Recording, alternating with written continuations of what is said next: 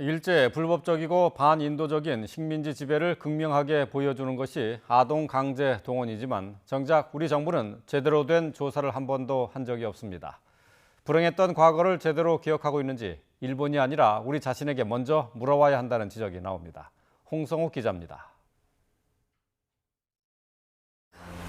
어린 나이에 저녁에 잠 못 자고 있을 때 얼마나 힘이 들었겠어요. 야간할 때가 지로 죽겠지.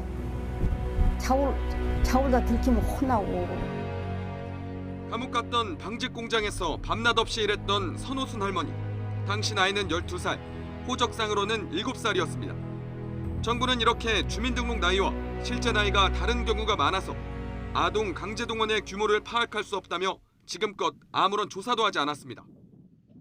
동원의 날짜를 맞추면 그 출생일세가 대부분 다 틀리기 때문에 실제 조사하면 이거보다 물론 더 나올 수도 있고 적게 나올 수도 있고 이렇게 어린 나이에도 막 강제징용했다 그런 게 있기 때문에 뭐 의미가 있다고 보여지긴 하는데 그걸 뭐 여기서 따로 우리가 그걸.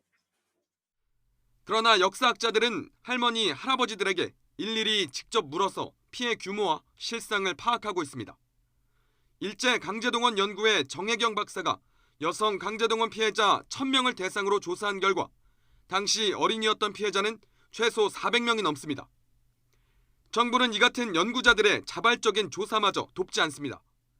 관련 기록이 행정안전부, 과거사 관련 업무 지원단과 국가기록원에 있지만 개인정보라는 이유로 학술 목적의 공개마저 거부했습니다.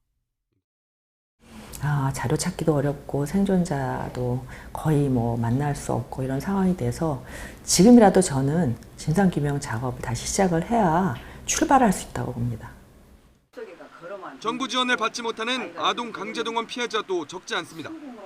일제강점기 어린이 강제동원은 대부분 국내 군수시설에서 이루어졌는데 2005년 강제동원 피해 지원 특별법을 만들 때 지원 대상을 국외 동원자로 제한했기 때문입니다. 정부는 예산이 부족하다며 지원 대상 범위를 크게 좁혔을 뿐만 아니라 피해 신청마저 한시적으로 받았습니다. 중국은 난징 대학살 피해 신고를 무기한으로 받고 이스라엘은 지금까지 홀로코스트 피해자를 찾고 있습니다. 이 피해자들이 스스로 갇히도록 이렇게 만든 상태에서 우리도 할 일을 제대로 안 하면서 어떻게 일본의 올바른 역사 인식을 촉구할 수 있느냐. 이제 이런 점에서 우리도 좀 뼈아프게 되돌아볼 점들이 좀 있지 않겠느냐 이런 생각이 좀 듭니다. YTN 홍성욱입니다.